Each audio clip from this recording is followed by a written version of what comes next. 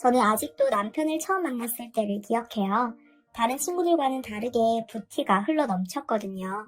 그것들을 좋아한 것은 아니었지만 일단 사람들의 시선을 끌 만큼 잘생기기도 했고 스타일이나 입고 다니는 옷 모두 최신 유행의 명품들이었어요. 그에 비해 저는 그냥 평범한 학생이었죠. 그런데 그 인기 많은 남편이 저에게 먼저 고백을 했는데 저는 남편에 대해서 잘 몰라서 그냥 거절했었어요. 그런데 남편은 저에게 끈질기게 대시를 했고 남편을 받아들였죠. 나중에 한 사실이지만 처음에 호감이었다가 제가 계속 거절하니까 나중에는 오기가 생겨서 계속 대시했다고 하더라고요. 하여튼 저희는 연애를 시작했고 헤어지고 다시 만나기를 반복하면서 결국 대학을 졸업할 때까지 사귀게 되었죠. 사귀면서 알게 되었는데 남편 집안은 강남의 건물 몇 채를 가지고 있는 말 그대로 재벌집이었어요. 그렇다고 남편이 돈을 많이 쓰는 것은 아니었습니다.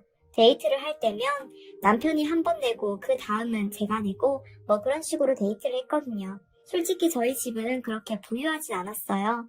아버지는 장사를 하셨는데 벌이가 그렇게 많지 않아서 대학도 학자금 대출받아 다녔고 아르바이트도 쉬지 않고 졸업할 때까지 했어요.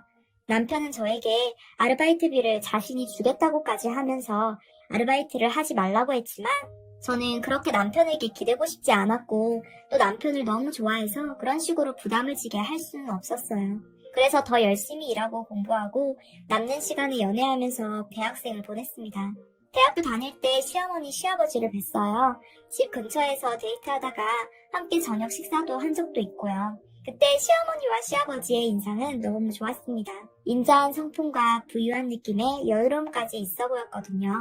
남편은 그런 여유롭고 따뜻한 부모님 아래서 사랑을 많이 받고 자란 것 같아서 부럽기도 했습니다. 그렇다고 저희 아빠가 저를 사랑하지 않았다는 말은 아닙니다. 아무래도 엄마가 없으니 아빠가 저를 돌보랴 일하랴 고생하셨지만 아무래도 엄마의 빈자리를 채우는 게 힘들었을 테니까요. 그래서인지 어린 시절부터 엄마가 참 그리웠습니다. 시어머니와 함께 처음으로 식사를 하던 때 저에게 했던 말을 기억합니다. 어린 나이에 얼마나 힘들었을까. 내가 엄마는 아니지만 가끔 놀러오면 엄마처럼 잘해줄게. 우리 집에도 좀 놀러와요. 저는 바로 5일 뒤에 남편과 함께 남편의 집으로 놀러갔습니다. 남편의 집은 70평이 넘는 고급 아파트였습니다. 정말 눈이 휘둥그레졌습니다. 각 방마다 화장실이 딸려있고 거실은 우리 집 전체를 합친 것보다 넓었습니다. 가구도 너무 멋있었고 장식품이나 벽에 걸려있는 그림들마저도 고급스러웠습니다. 저는 약간 주눅이 들었지만 그래도 그 집에서 즐거운 시간을 보냈습니다. 시어머니, 시아버지는 저에게 천사 같다고 하셨고 저는 두 분이 너무 좋았습니다. 그러고 집에 돌아왔는데 집에서 호라비 냄새가 가득했습니다. 저는 아빠에게 좀 씻고 다니고 옷도 좀 깨끗하게 입고 다니라고 짜증을 냈어요. 그러자 아빠는 껄껄 웃으면서 어차피 땀에 젖을 텐데 뭐하러 깨끗하게 꾸미냐고 하더라고요. 그래도 냄새나면 그때그때 갈아입으라고 하니까 너무 걱정하지 말아라 라고 말씀하셨죠. 저는 제 남편의 부모님과 아빠가 너무 비교가 되는 것이었어요. 그렇지만 이윽고 생각을 고쳐먹었습니다. 아빠는 아빠 나름의 일을 하고 있는 거고 아빠는 저를 제일 사랑하고 저도 아빠를 제일 사랑하니까 남편의 부모님과 비교했던 제 자신을 반성하게 되었습니다. 대학생활 동안에는 남편의 부모님도 저희 연애를 반대하거나 싫어하지는 않았어요. 그런데 저와 남편이 대학을 졸업하는 시점부터 무언가 저를 대하는 느낌이 달라지기 시작했습니다. 대부분 남자들은 군대 때문에 여자들보다 늦게 졸업을 하는데 저 같은 경우는 학자금 대출을 빨리 갚으려고 일도 많이 했거든요.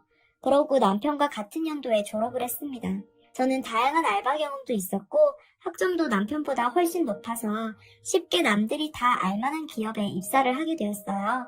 그에 비해서 남편은 별다른 경험도 없었고 학점도 겨우 졸업할 수 있는 정도여서 계속 취직에 실패하고 있었어요. 저는 직장인이었고 남편은 백수였죠. 같이 데이트를 하다가 시어머니가 근처에 있다고 해서 잠깐 얼굴 뵈러 갔었죠. 시어머니는 그때 저를 보고 이렇게 말씀하셨어요. 너는 능력도 좋은 애가 왜 이런 애를 만나? 백수가 뭐가 좋다고 계속 만나? 주변에 괜찮은 남자 있으면 얼른 잡아. 저는 그냥 인사치레처럼 하시는 말씀으로 듣고 대답을 했죠. 어머니 너무 걱정 마세요. 누구보다 똑똑하고 영리한 사람이잖아요. 곧 저보다 더 좋은 데 갈 거예요. 저는 예의 바르게 대답한다고 했지만 나중에 생각해보니까 참 눈치 없는 대답이었어요. 결국 남편은 취직을 포기하고 부모님이 카페를 차려줘서 카페를 운영하게 되었어요. 그때부터 시어머니는 저를 노골적으로 반대하기 시작했습니다. 한 번은 저에게 이런 말씀까지 하셨어요. 너 혹시 우리 애랑 결혼할 생각은 아니지? 남자가 가장이 되려면 책임감도 있고 능력도 있어야 하는데 저는 봐라. 이제 곧 30인데 아직도 집에서 부모님 용돈 받고 살고 취직도 못해서 우리가 가게까지 차려주고 넌 똑똑한 애니까 저런 애랑 결혼할 생각은 말아라 라고 하셨죠. 저는 이 말을 듣고는 솔직히 기분이 상했어요. 저보고 대놓고 결혼하지 말라는 것처럼 들렸거든요. 저는 솔직히 결혼 자체를 아예 생각하고 있지 않았는데 저런 말을 들으니 약간 우라통이 치밀어서 이렇게 이야기했어요. 어머니 20대에 서울에서 카페 운영하는 게 웬만한 월급쟁이보다 훨씬 능력 있는 거예요. 그리고 함께 지낸 시간이 6년이에요. 지금 다른 사람 만나서 이런 관계를 맺는다는 게 더 힘든 일이죠. 원래 결혼 같은 거 생각도 없었는데 이제 저도 나이가 들었으니 진지하게 생각해 봐야 될 것 같아요. 제가 이렇게 말하자 시어머니는 뭐라고 반박도 못하고 열받아 하시는 것 같더라고요. 그리고 결정적인 사건이 터졌어요.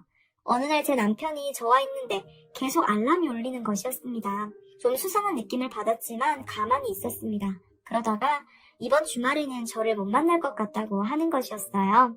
주말 아르바이트 하는 친구가 사정이 생겨서 못 나와서 자기가 나가봐야 한다고 하더라고요. 저는 알겠다고 하면서도 수상한 느낌을 받았죠. 그래서 저도 떡밥을 하나 던졌죠. 나도 나 회사 동료 결혼식이 있어서 지방에 갔다 와야 되거든. 거기서 출발할 때 연락할게. 그랬더니 남편이 덥석 물은 거죠. 지방까지 갈 정도면 정말 친한가 보네. 급하게 올라오려 하지 말고 많이 축하해줘. 연락 안 해도 돼. 나 일하느라 바쁠 테니까. 원래 제 남편 성격이었으면 그렇게 친한 동료였으면 자신도 가야 하는 거 아니냐고 물어보는데 그때는 저렇게 얼렁뚱땅 넘어가면서 연락도 하지 말라고 하더라고요. 저는 무언가 숨기는 게 있다고 생각이 들었죠. 그리고 주말에 저는 남편의 가게에 찾아갔습니다. 역시나 남편은 없었습니다. 사정이 있어서 못 나온다던 아르바이트생도 열심히 일을 하고 있었고요. 남편에게 전화했지만 받지 않더라고요. 그래서 문자를 남겼죠. 생각보다 결혼식이 일찍 끝났네. 지금 서울 가고 있는데 20분이면 도착해. 일하고 있을 텐데 내가 맛있는 거 사들고 가게로 갈게. 문자를 보내고 5분도 안 돼서 바로 전화가 왔습니다. 자기야, 내가 몸이 너무 안 좋아서 오늘 일하러 못 갔어. 그래, 그런데 지금 바람 소리가 엄청 심하게 들리는데? 선풍기 틀어놓고 있어. 자기네 집에 선풍기 없고 에어컨만 있잖아. 몸이 너무 안 좋아서 에어컨 앞에 있는 거야? 제가 이렇게 말하자 남편은 어쩔 줄 몰라 하면서 아무 말도 못하는 것이었습니다. 저는 정색을 하고 말했습니다. 야, 지금 솔직히 이야기하면 다 용서해줄게. 그런데 계속 거짓말하면 나 진짜 가만히 안 있을 거야. 그랬더니 남편은 한숨을 푹 쉬더니 모든 것을 사실대로 털어놨습니다. 사실 나 지금 선보는 중이야.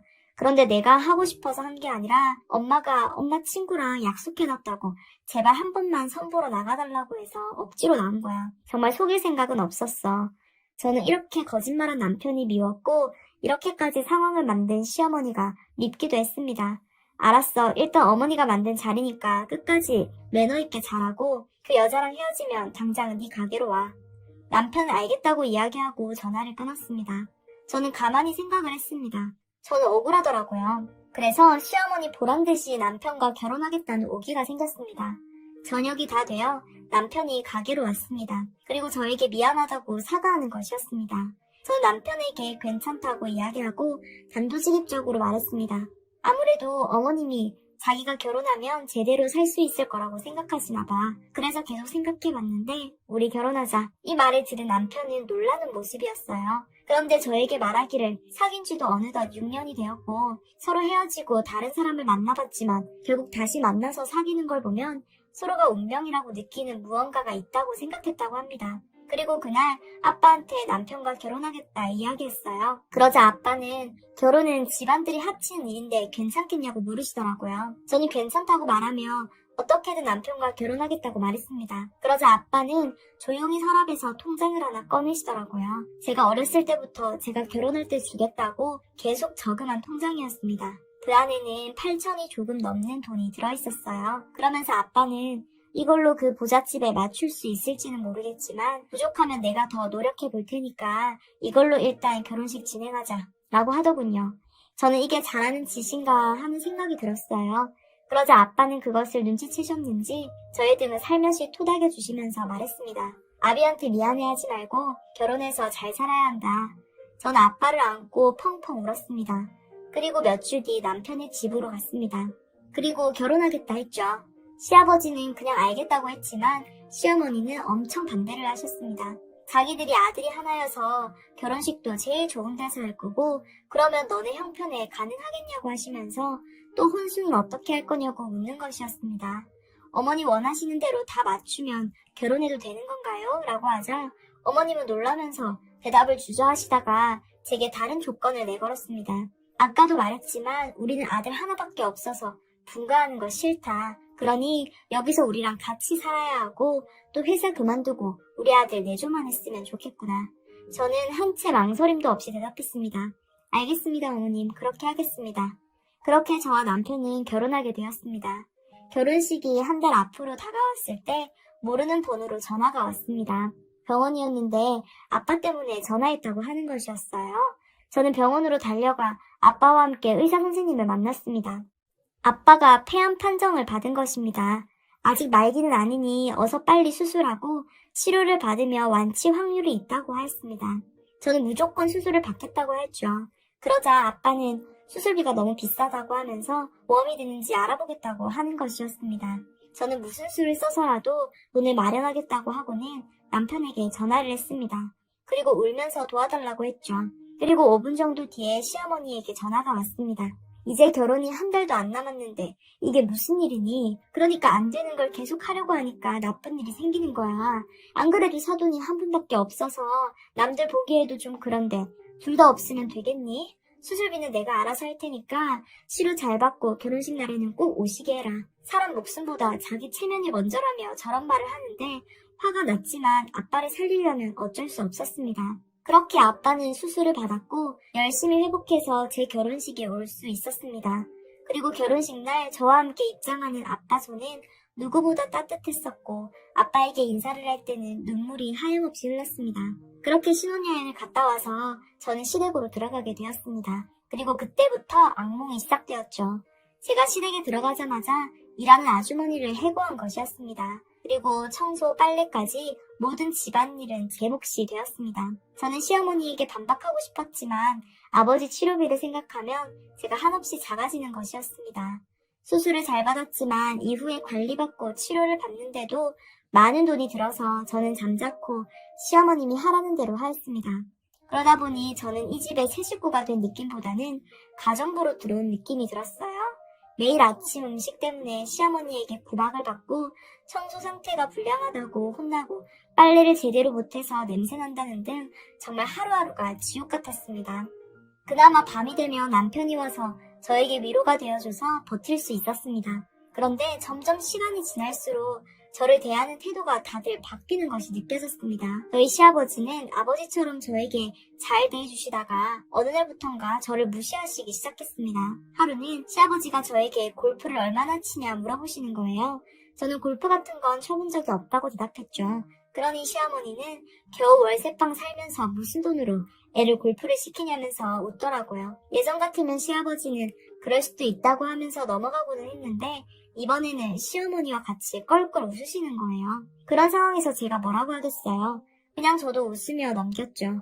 그리고 식사를 마치고 너무 당연하게 저에게 과일 가져오라고 시키시고 시아버지께서 신을 양말도 제가 준비를 다 해놔야 했어요. 저를 무시하는 것은 점점 더 심해졌습니다. 어느 날은 남편 친척들과 다 같이 차를 마시는 자리에서 시어머니가 이런 말씀을 하시는 거였어요. 저번에 우리 아들이랑 선봤던 내 친구 딸 있잖아.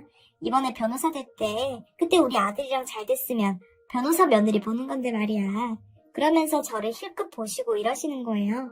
그래도 우리 며느리가 무식해도 착하고 살림도 잘하니까 뭐 그거면 된 거지. 아니 이게 무슨 말인가요? 며느리 앞에 두고 저게 할 소리인가요? 그리고 제가 무식하다고요?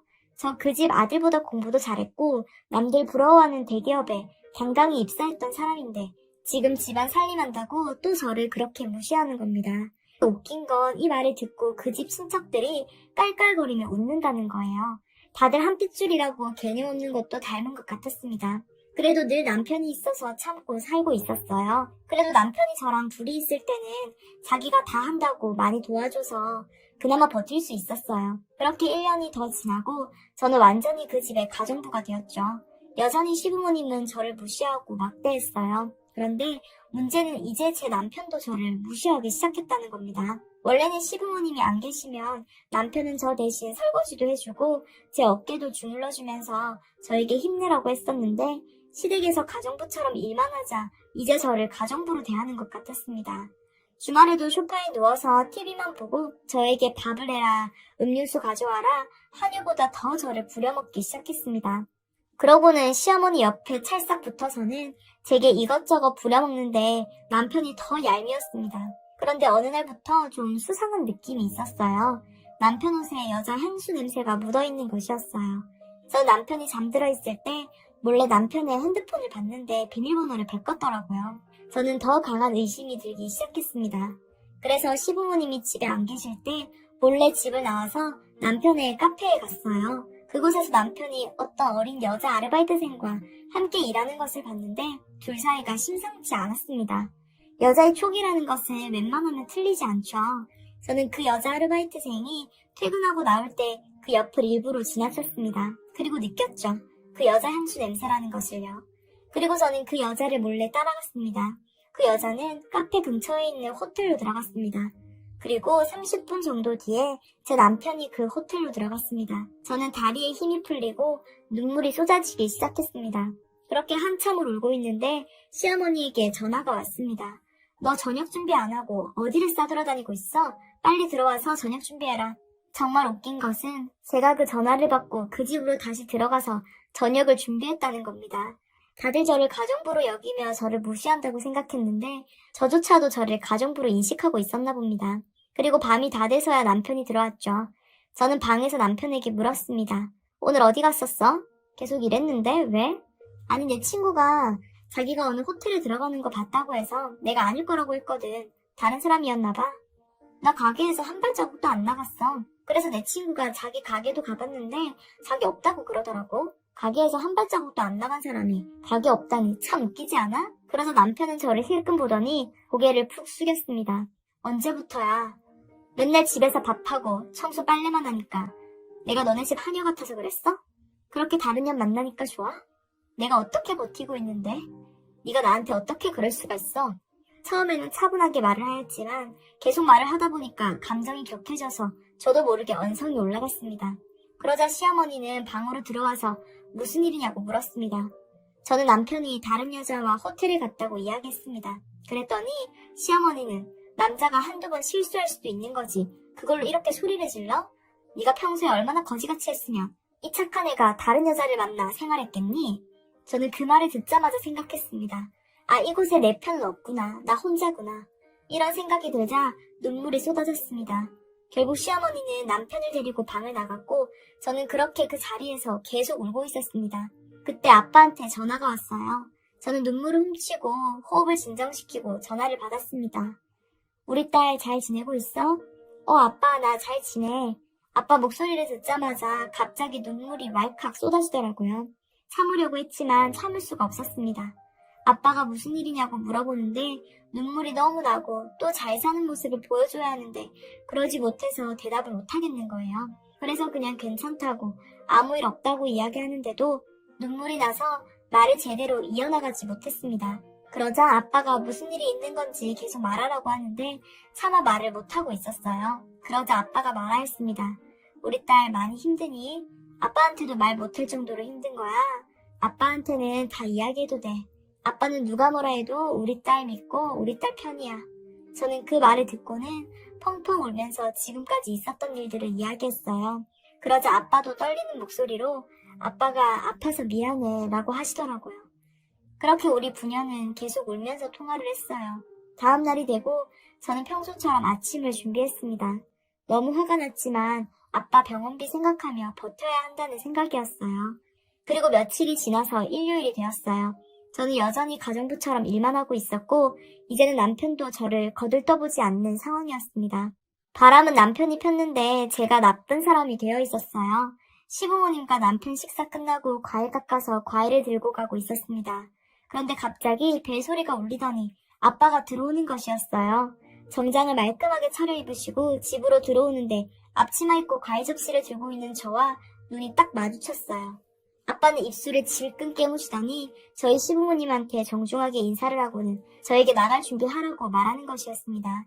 그러면서 아빠는 가방 하나를 시부모님 앞에 놓더니 말하였습니다. 지금까지 보내주신 병원비입니다. 1원의 오차도 없을 겁니다. 영수증도 가지고 왔으니 확인해 보셔도 됩니다. 그리고 이제 제 딸을 데려가겠습니다. 더 이상 제 딸이 이곳에서 불행해지는 것을 원하지 않습니다.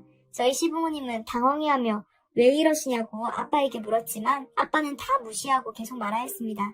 제가 비록 배운 것도 없고 가진 것도 없지만 사람의 노릇은 하고 있습니다. 제 자식이 소중한 만큼 남의 자식도 소중한 법인데 그런 작은 이치도 모르는 집안에 내 소중한 딸아이를 맡길 수는 없습니다. 그리고 제 남편에게도 한마디 하였습니다. 자기 여자를 못 지키면 아무것도 지킬 수 없다네. 앞으로 명심하고 살게나. 그러고는 제가 입고 있던 앞치마를 벗겨서 뒤에 있던 남편에게 건네주고는 내 손을 잡고 밖으로 나왔습니다. 그리고 오랜만에 집에 돌아가 편하게 잠을 잤습니다. 가난한 아빠를 원망한 적도 있었지만 오늘 저를 그 지옥 같은 곳에서 꺼내준 아빠의 모습은 영웅 그 자체였습니다. 저는 빠른 이혼 절차에 들어갔고 남편의 외도와 시부모님의 인격 모독 등의 발언들이 받아들여져서 위자료도 잘 받고 합의 이혼을 하게 되었습니다. 그리고 지금은 전에 다니던 회사에 복직해서 열심히 일하고 있답니다.